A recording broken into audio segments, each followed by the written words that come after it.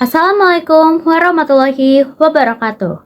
Shalom, Om Swastiastu, Namo Buddhaya, dan salam kebajikan bagi kita semua. Halo semuanya, perkenalkan nama saya Hana Natalina Pavai dengan NIM 11076250022. Saya berasal dari Prodi Pendidikan Guru Sekolah Dasar Fakultas Ilmu Pendidikan Universitas Negeri Jakarta. Dalam kesempatan kali ini, saya akan menyampaikan refleksi pengalaman kuliah landasan pendidikan dan menyampaikan visi saya menjadi guru di masa depan.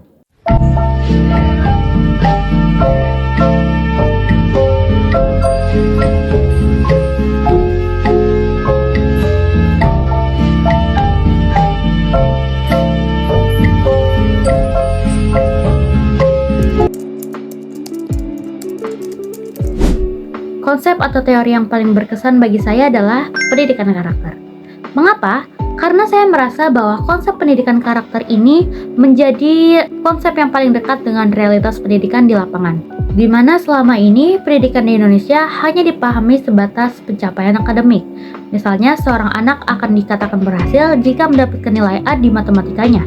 Atau mereka baru berhasil jika mendapatkan 3 besar peringkat di kelasnya.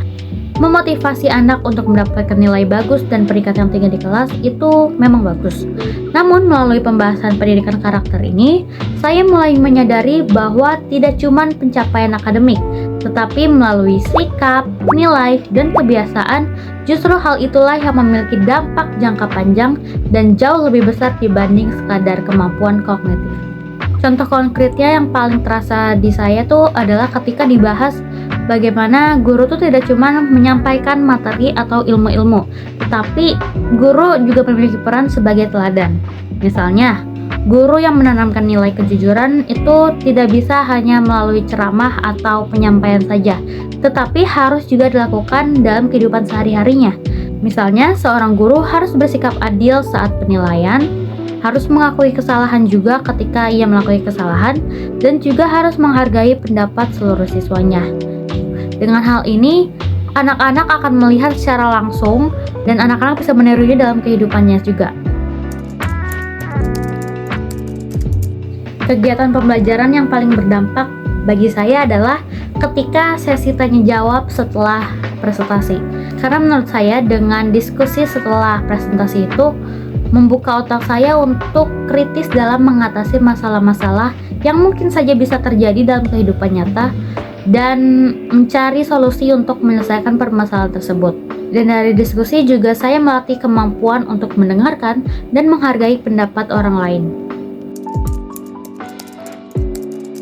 Dalam mata kuliah ini secara nyata mengubah cara pandang saya tentang pendidikan di Indonesia dan terlebih lagi peran guru atau peran pendidik. Dimana sebelumnya itu saya cenderung melihat pendidikan sebagai proses penyampaian ilmu dari guru ke siswa saja. Tetapi setelah mengikuti mata kuliah ini, saya memahami bahwa pendidikan itu tidak hanya sebagai pencetak lulusan atau melahirkan anak-anak yang berprestasi, tetapi juga sebagai proses pembentukan karakter manusia.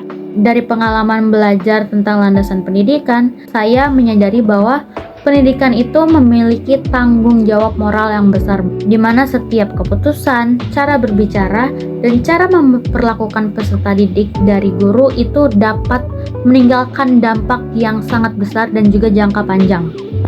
Jadi sebagai guru, tugasnya itu tidak cuma mengajar, tetapi juga menciptakan ruang aman bagi siswa untuk tumbuh, berpendapat, dan belajar menjadi pribadi yang bertanggung jawab.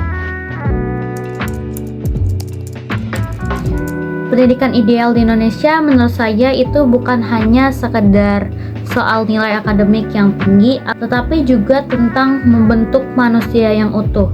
Dimana artinya tuh sekolah seharusnya membantu peserta didik berkembang secara intelektual, emosional, sosial, dan moral. Jadi anak tidak hanya pintar mengerjakan soal, tetapi juga mampu berpikir kritis, berempati, bekerja sama, dan mengenal jati dirinya. Selain itu, pendidikan ideal juga perlu relevan dengan kehidupan yang nyata. Apa yang dipelajari di sekolah seharusnya terasa bermakna dan bisa diterapkan dalam kehidupan sehari-hari. Jadi bukan sekadar hafalan. Apalagi di tengah perubahan zaman yang sangat cepat ini, pendidikan juga harus membekali siswa dengan kemampuan belajar sepanjang hayat agar mereka tidak mudah tertinggal dan mampu beradaptasi dengan perkembangan teknologi dan sosial. Adapun permasalahan-permasalahan yang menjadi tantangan yang perlu diatasi dengan segera. Salah satu tantangan terbesar adalah kesenjangan akses pendidikan, di mana masih ada perbedaan kualitas pendidikan antara daerah perkotaan dan pedesaan, bahkan antar sekolah dalam satu wilayah. Misalnya dari segi fasilitas, kualitas guru, dan juga akses teknologi yang masih belum merata. Akibatnya, tidak semua anak itu mendapatkan kesempatan belajar yang setara. Dengan adanya permasalahan-permasalahan yang ada, saya mengharapkan adanya perubahan di sekolah, terciptanya lingkungan belajar yang lebih manusiawi dan menyenangkan. Semoga kedepannya sekolah tidak lagi menjadi tempat yang menakutkan atau penuh tekanan, tetapi harus menciptakan ruang aman untuk mencoba, untuk berbuat salah, dan juga belajar. Guru diharapkan juga tidak hanya sebagai pemberi materi, tapi juga sebagai pendamping yang memahami kebutuhan dan kondisi siswa.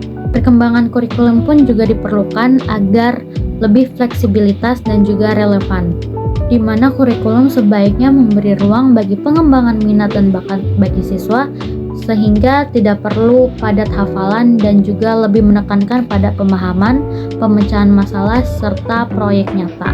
Pembelajaran ini juga perlu terintegrasi dengan teknologi secara sehat, termasuk pemanfaatan AI sebagai alat bantu, bukan sebagai jalan pintas. Dan terakhir, peran pendidikan secara keseluruhan, baik itu sekolah, keluarga, masyarakat, dan pemerintah juga harus berkolaborasi, di mana kita harus memahami pendidikan itu tidak bisa berjalan sendiri, di mana peran keluarga atau orang tua itu perlu dilibatkan. Kebijakan juga harus berpihak pada pemerataan kualitas, dan masyarakat juga harus mendukung lingkungan belajar yang positif. Nah, jika semua pihak bergerak bersama, maka pendidikan Indonesia dapat berkembang menjadi sistem yang adil, adaptif, dan juga benar-benar memanusiakan manusia. Sebagai calon pendidik, nilai utama yang saya ingin pegang adalah humanis dan juga inklusif, di mana humanis ini berarti memandang peserta didik sebagai manusia seutuhnya, bukan sekadar objek pembelajaran atau angka di rapor.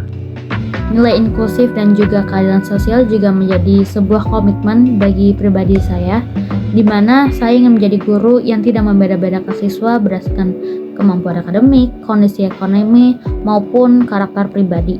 Karena menurut saya, pendidikan seharusnya menjadi ruang yang aman dan adil bagi semua anak untuk tumbuh. Nah, untuk mewujudkan nilai-nilai tersebut, saya menyadari pentingnya untuk menguasai pedagogi modern yang berpusat pada siswa. Oleh karena itu, saya ingin merancang pembelajaran yang aktif dan juga kontekstual, sehingga bukan hanya sekedar menyampaikan materi. Di sekolah, saya juga ingin berperan sebagai motivator dan juga pembentuk karakter, seperti yang sudah saya jelaskan di awal, di mana hal itu membuat saya ingin menanamkan nilai kejujuran, tanggung jawab, dan juga kepedulian melalui sikap dan keteladanan. Jadi bukan hanya melalui kata-kata yang saya sampaikan, tetapi juga melalui tindakan nyata yang saya lakukan dalam kehidupan sehari-hari. Dan sebagai bentuk tanggung jawab moral, saya tidak ingin berhenti pada niat, tetapi melalui langkah nyata yang akan saya lakukan adalah mengikuti pelatihan dan seminar pendidikan. Contohnya itu membaca literatur dan juga jurnal untuk memperluas wawasan, serta memanfaatkan praktik lapangan sebagai ruang belajar yang sesungguhnya. Jadi, mata kuliah ini sangat memberikan pembelajaran yang sangat penting dan bermakna bagi saya, di mana pendidikan itu bukan hanya sekedar proses transfer ilmu, tetapi juga sebagai upaya dalam membentuk manusia yang berkarakter, berpikir kritis, dan juga berempati. Di sini saya belajar bahwa menjadi guru itu berarti harus siap belajar seumur hidup, siap berefleksi diri, dan juga siap memikul tanggung jawab moral terhadap masa depan peserta didik. Oleh karena itu, cita-cita saya sebagai guru di masa depan adalah menjadi pendidik yang tidak hanya cerdas secara akademik, tetapi juga hadir secara manusiawi bagi siswanya. Sehingga dengan nilai, keterampilan, dan komitmen yang saya bangun sejak sekarang ini, saya dapat optimis dalam berkontribusi sekecil apapun itu.